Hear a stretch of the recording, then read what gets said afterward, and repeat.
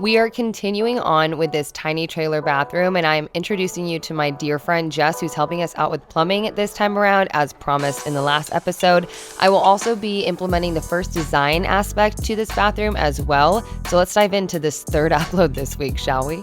I uploaded a video on Friday, which was 2 days ago, and it was to introduce you to Jess via text because Lindsay and I tried to rough in plumbing to make her life easier when she came out here to help me with this episode. So what you see us doing underneath here is taking photos, just kind of assessing the situation between the two of us, and then me relaying the information to Jess and Jess letting me know what to do that time around up until she got here. And now you get to meet one of my most favorite people. She is so brilliant and just such a badass like my other broads, Miss Jess. Everybody meet Jess. She's beautiful. Oh, that's just your boobs. That's okay. You'll see her face in 2 seconds. She's coming down and she's about to teach you how to do all the plumbing. Okay, I'm gonna leave you to it, Master. So what we wanna do is essentially move this guy over here. This is our drain and this is a vent. So because the sink is actually gonna be set up on this side, we want the drain to be on this side, not towards the tub. So this is very, very old cast iron. So what we're gonna be doing is essentially adding WD-40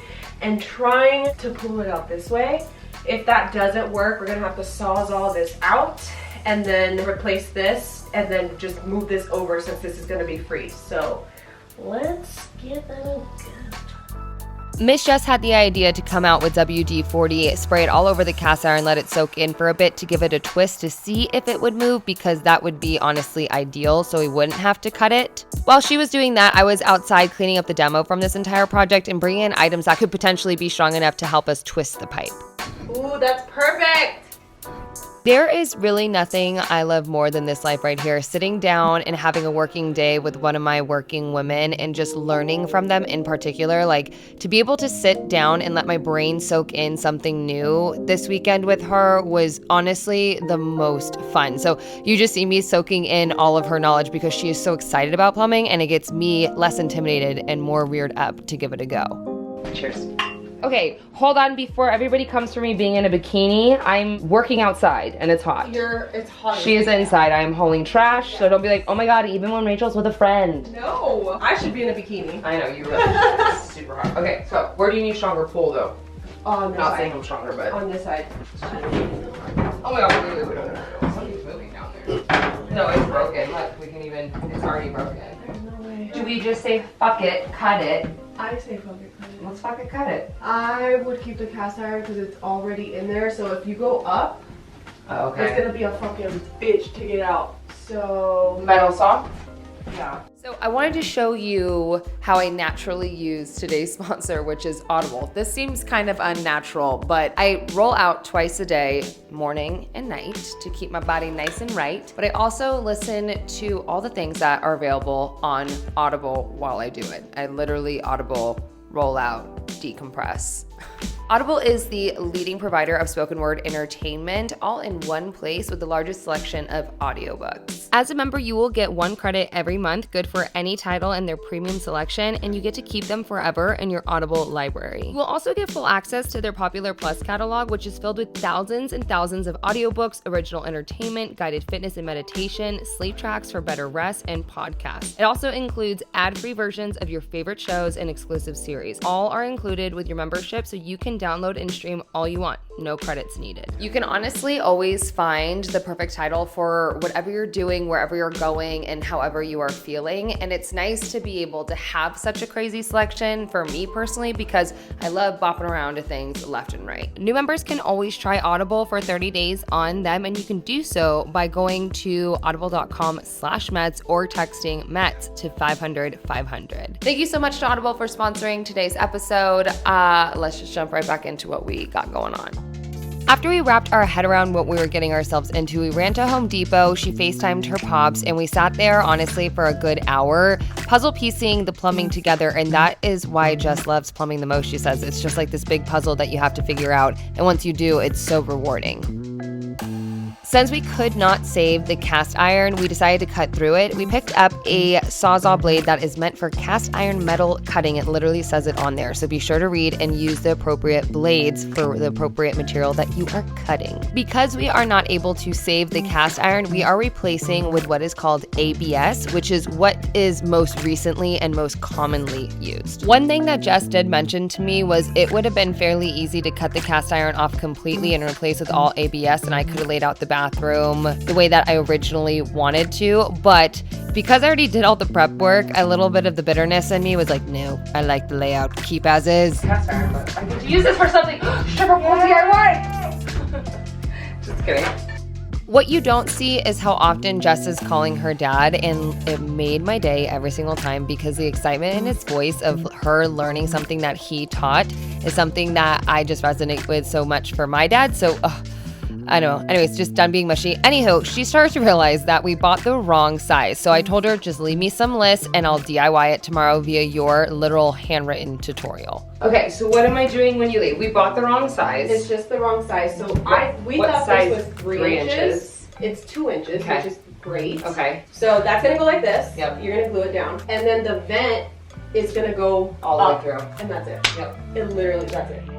Even though we couldn't do the venting right then and there because it takes about 2.5 hours to do a full round trip to the nearest Home Depot, we decided to move forward and fix the plumbing that Lindsay and I did in the last episode to be per the measurements per code. Even though I don't have the shower hardware quite yet because I can't commit, I wanted to frame it out per Jess's instructions, which is 12 inches from the center of that 2x4 that's going across is where you would drill each hole for the hot and cold. And then you would have 2x4s right on the outside of that for the support. So that's what you see me doing here. You also see me fixing the framing for the plumbing over by the toilet, and Jess is on the phone live time with her dad as he's walking us through this, which is really lovely. And then you see me going in with the cold water for the toilet, adding a crimp on top and then a copper stub out. And I'll be using just a hand crimper, which I was a little bit nervous to use, but you just twist it up until a blue light comes on, and that's going to be making a secure connection from the PEX pipe to the copper stub out.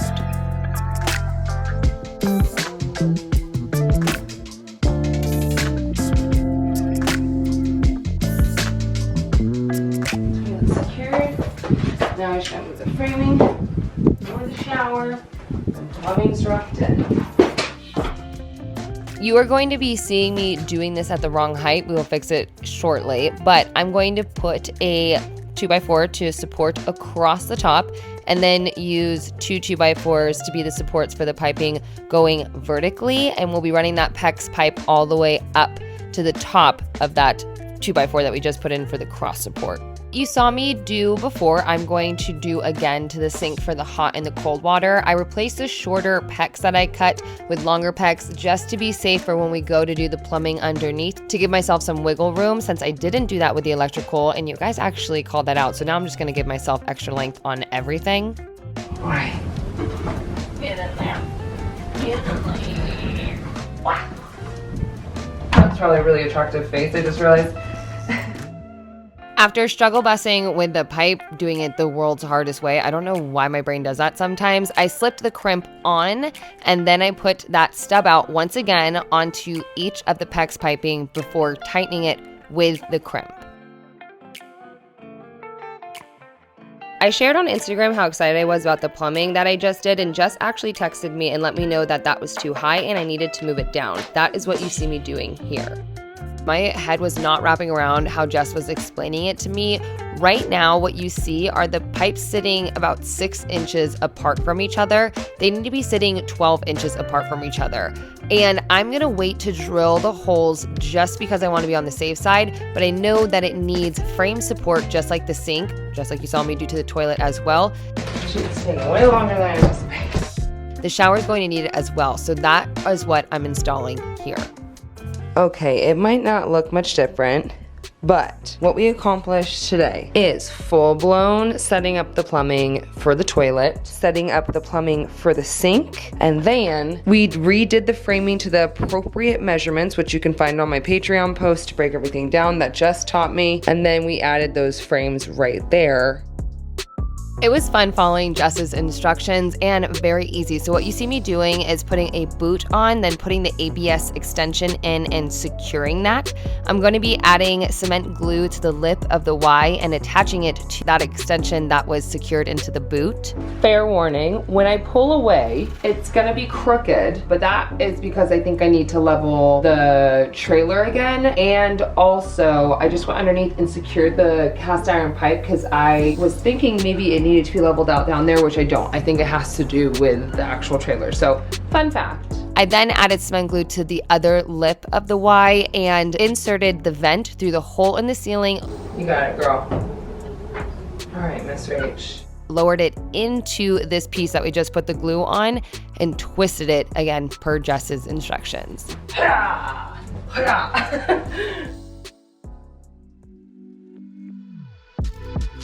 This is exciting because now we are getting into a design element, and I'm bringing it back to reclaimed lumber since I have a ton on hand. And this used to be part of a horseshoe game stand. They are 2x8x10s. They are stunning. I started to clean them up. Once I sanded them down, I wanted to see what true color really hid beneath all of this grit. I wire brushed it as well, but I wanted to show you how to do it right and clean it with a pressure washer. So I took my sweet time into a really lovely sunset and pressure washed my heart out.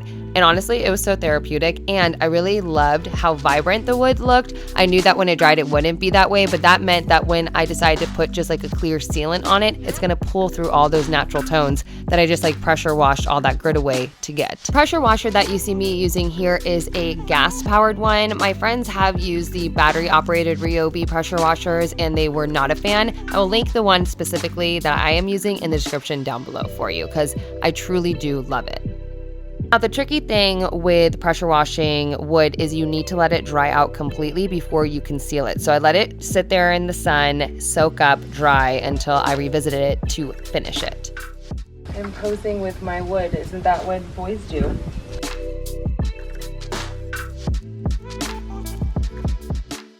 Where are these suckers going? I'm not going to tell you, but I did need to cut them down to be 77 inches long. And while I was mitering them down, I was thinking of making them nice and flush. So I started to replace the blade on my table saw because it definitely needed it, and I wanted it to be a finishing blade. That way it cut this reclaimed lumber nice and smoothly. So, after all of that debacle with the world's longest blade change, I laid the wood out in a way that I actually don't need to cut it, and I actually really like it. So I'm gonna show you right now. Check that out. How pretty is that?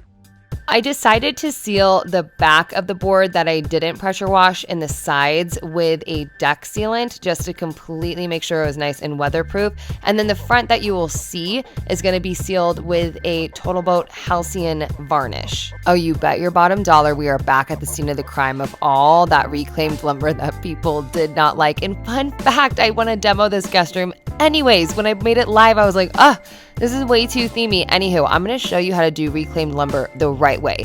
Moving forward, adding this varnish, you're going to do one coat, let it dry, and you can recoat within the hour. So I did 2 coats in total, and also I switched out to a plain brush because that foam brush with this rugged wood was not happening. Well, surprise, surprise, this is all going up onto the ceiling. I know it's gonna look crazy that I'm adding this without any insulation. That's why I mentioned before, I will be going in between the beams and sealing them so no moisture gets trapped up and flips up into the reverse of the beams that we also sealed with waterproof deck sealant. But can we just take a second for how much larger this is going to make the room look? And what a crazy accent when you walk into a trailer bathroom. You're like, wait, I'm sorry, is this a wood ceiling? Seriously, dude? Oh my god, I'm so over everything up right now. This will be the only reclaimed lumber minus what I'm going to be wrapping around the pole just to hide it a bit in this bathroom. Everything else will be very modern and chic, and you will actually get a build in the next episode and a physical mood board. And I can't. The excitement, I almost just drooled. To cut out for the light fixture outlet box, I just used a paint stick ruler, screwed one side in, measured out, and marked with a Sharpie as I moved it around into a circle and cut it out with my jigsaw.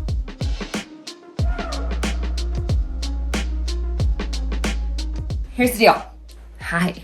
I'm gonna do one final piece right here and then leave the edges because this cast iron thing's got me tripping since it's super, super wonky. And I'm about to level the trailer for the next episode. You know, I'm just gonna add one more piece. So I just feel comfortable moving forward instead of finishing the ceiling, leveling the trailer, and it all just gets all messed up. Because I have a feeling that's what's going to happen. Because I didn't think about that.